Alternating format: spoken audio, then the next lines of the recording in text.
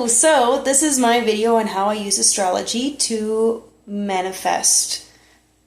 Yeah. So I'm pretty basic. When it comes to astrology, I don't really look at the trines or the squares or anything like that. What I basically do is I find out my current horoscope, find out what planets are transiting through my houses, and then I use that influence to assist me in manifesting. Simple as that. And it works every time. I also use the moon stages in between transits to gain more clarity on the steps I take. So it's really just kind of a series of breaking down what planets are influencing what, and then using it for that. I see astrology very much like the weather. So every summer I'm betting that it's going to be hot. That's the same thing as when Jupiter moves into my chart as a big influence, right? I know that it's going to have a certain effect. Now it's up to me to direct that energy into a proper outlet so then I can get what I want and basically live the life I want. I don't let astrology use me, I use astrology, and that's how I do that. What I have found is that when I create the outlet that is related to the house that the planet is currently transiting in, I typically have very beneficial results, and the negative aspects don't really play out. So for example, if I have something transiting through my 12th house, there's always a risk of loss because the 12th house represents loss. But if I utilize the energy of the planet according to its qualities, with another aspect of that house, and I use that as an outlet, I play it out that way, typically the other aspects of that don't really play out. So there isn't really a negative thing. And I think it's because of the channel that's created using that energy. That's what I think. Now on the subconscious level, what I have found too is that if I'm trying to manifest something and internally I believe that what I am doing by using the planets and their influence in the houses, if I internally believe that that's helping me, that just adds confirmation to the manifestation that I want to happen, and that makes it easier to put that into my reality and have that play out. So there's a lot of really cool benefits from using astrology in magic, and that's how I use it. So I just noticed that you're probably not going to be able to read the board behind me. So go ahead and just take out a pen and paper, and I'll try to sit out of the way sort of as I read these off. But I wrote down the houses and the planets and the basic framework that I use. So literally I use these definitions when I'm determining how I'm going to use them for an outlet, like how I'm going to use these combinations essentially. At the end, I'm going to give an example of my process. So let's go through the houses. So first house represents the body, the way how you present yourself to the world. It's the house of you. It also represents vitality. It can represent weaknesses, joy and sorrow, and also how you may react to situations. Second house is the house of gains. It's the house of wealth and assets from those gains. Also, interestingly enough, the second house can represent enemies as well. It can also represent speech and family. Third house represents your neighbors, your neighborhood, your siblings, how we get along with peers, short journeys, your interests and hobbies.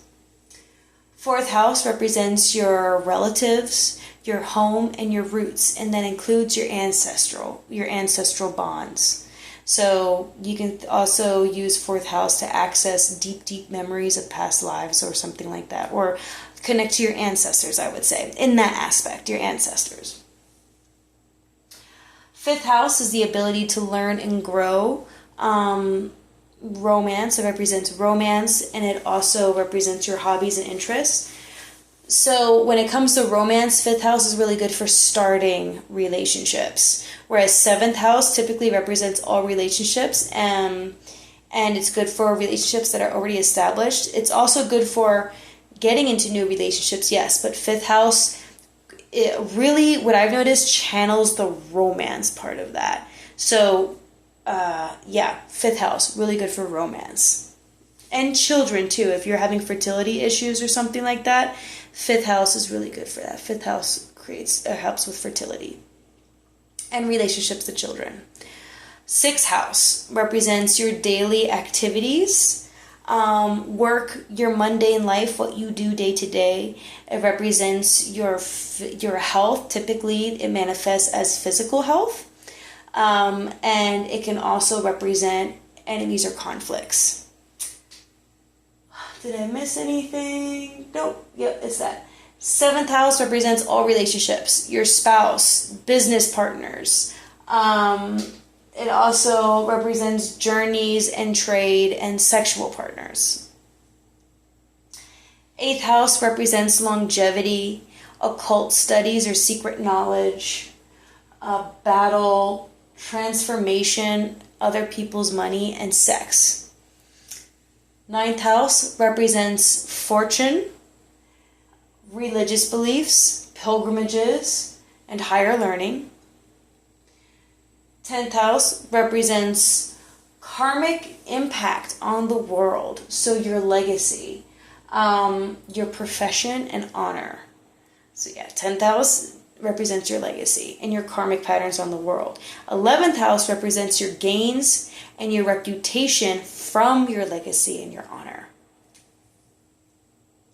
It also represents titles and stuff, so like contracts and stuff like that. 12th house represents healing, loss, letting go, secret knowledge or occult studies, dreams, death, and foreign lands. So those are the houses. This is a general framework of definitions that I use when I'm about to use astrology for magic for a manifestation. So that's first part. Second part is the planets. So let's go to the sun. The sun represents the father. It represents strength, vitality, your heart, fame and glory and leadership.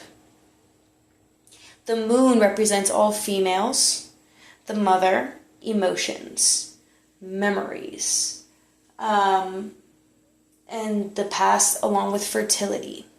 So here's a quick example. If there's a moon that is transiting in your fifth house, that might be really good for fertility, right? You can channel that energy to assist you in gaining fertility. Mars represents the soldier, the commander, battles, willpower, passion, fire, sex, right? Masculinity, but Mars is kind of like the grr of masculinity, whereas the sun represents the strength of it. Mars represents like the action that comes with it. So Mars is really good for your ambition, and sexuality as well. Mercury represents youthfulness, speech, communication, mental and intellectual strength. Mercury is awesome for that. Mercury also, I noticed, has a really big influence on technology. So if there's a Mercury transit somewhere, you can use you can connect that to technology in some way. Just throwing it out there. Okay, then we have Jupiter. Jupiter represents the husband, expansion, morality, luck, and a spiritual guru. So using a transit of Jupiter, depending on what house it is, you might be able to channel yourself a spiritual guru or a teacher. Venus represents the wife. She represents love, beauty, happiness, the arts, sensuality. Saturn represents hard work, slowness, delay, stability, discipline. Saturn also rewards hard work. So although if Saturn is transiting something, it may appear like a struggle, but if you use, an example I'm going to bring up is with Saturn in my fifth house. But like Saturn, if you work hard or you use that energy for hard work or doing deep work, you will get rewarded. Like, that's a big thing with Saturn. Saturn rewards hard work and discipline. You get beautiful blessings from Saturn. So Saturn is typically regarded as a negative planet, but it's really not. It's awesome. And then for those of us who are into Vedic astrology, we have Rahu and Ketu. Rahu typically represents your karmic lessons, and they're pretty tough. This is stuff that's going to be repeated throughout your life.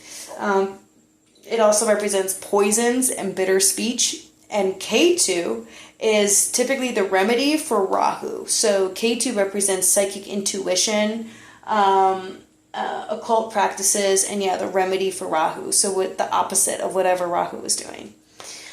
So that's my basic framework, right? And I'll even look at the signs that a planet is in, and I will channel. So like during a ritual or something like that, I might actually be channeling the influence of 2 planets. So for example, Mars is in Libra in my 12th house, okay? So Mars, the planet of like passion and willpower, right, is technically debilitated because it's not at its strongest with Venus, okay? Because it's in a Venus-ruled sign, Libra. And Venus represents the arts and sensuality, right? However, I know that under this influence, that's how Mars's energy is going to come out. Okay, that's the outlet that I can kind of tap into. And the focus area is the house that it's in. So it's in my 12th house. So I know then right now, if I dive into my occult studies, I'm going to have a lot of success in manifestation if I focus on doing rituals or meditative practices where I'm doing a lot of visualization with color, and if I'm tapping into my sensuality and that kind of stuff. I'm going to have a lot of really good work coming from that. So that's an example of how I'm using astrology in order to manifest something, right? In order to manifest a benefit in my life. So now I'm going to bring up an example, right, of like how I did this, a specific one. So I wanted to manifest a relationship, right? Okay. So Saturn, this is why I ask you to look up your current horoscope, because Saturn in particular is a slow-moving planet. And so when it stations in a house, it stations there for like 2 years, a year or 2 years, right? So right now it's in a 2-year spot in one of your houses. So that's where there's going to be a lot of hard work that may come about, because that's the influence of Saturn. It can even cause delays. But again, I think that what I've noticed is that if you channel that energy in some particular way that relates to that planet's qualities, you can get a lot of benefit from that. And then the negative side effects aren't really so negative. So, okay, I wanted a relationship, right? Saturn transited at the beginning of this year in my 5th house of hobbies, creativity, romance, right? And children. Okay, awesome. So what I did was I recognized that the qualities of Saturn are stability, and hard work and discipline. Right? And it's also a fatherly kind of figure. Now, Saturn in the beginning as well stationed in Pisces. Pisces is ruled by Jupiter. Well, one of the qualities of Jupiter is what? The husband. Ha, ha, ha, ha, ha. So I was like, perfect, bam.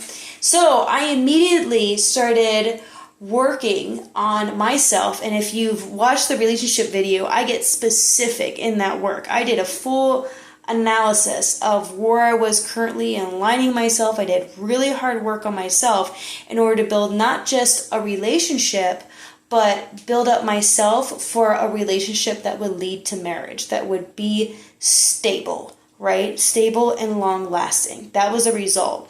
And so I channeled that energy from Saturn in Pisces and used that to kind of formulate my own journey in preparing for a stable relationship. One of the things I recommend too is looking up the moon stages.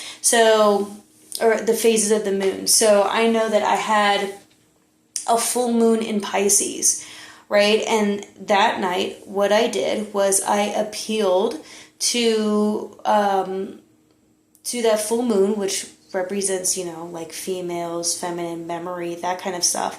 And I released all toxic traits and patterns that I had carried with me from the past. And I released them. I released those behaviors, cut them off, so then I can prepare to expand into my future of being someone's wife, of being in a happy and healthy relationship. So that's how I appealed to the moon, right? During this past year before I got into my very awesome relationship. And as a result, I got into an awesome relationship, right? And so Saturn is not without the hard work, but it rewards hard work. And so I channeled that hard work into myself to prepare myself for a long, stable relationship, and that is what I got. So that's a prime example of how I use astrology in order to manifest.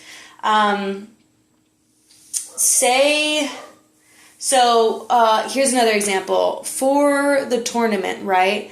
The martial arts tournament, Mars was in my 12th house. Shit, right? A lot of people would be like, fuck, you're going to lose energy. And for sure, one of the qualities of the 12th house is that you can get tired.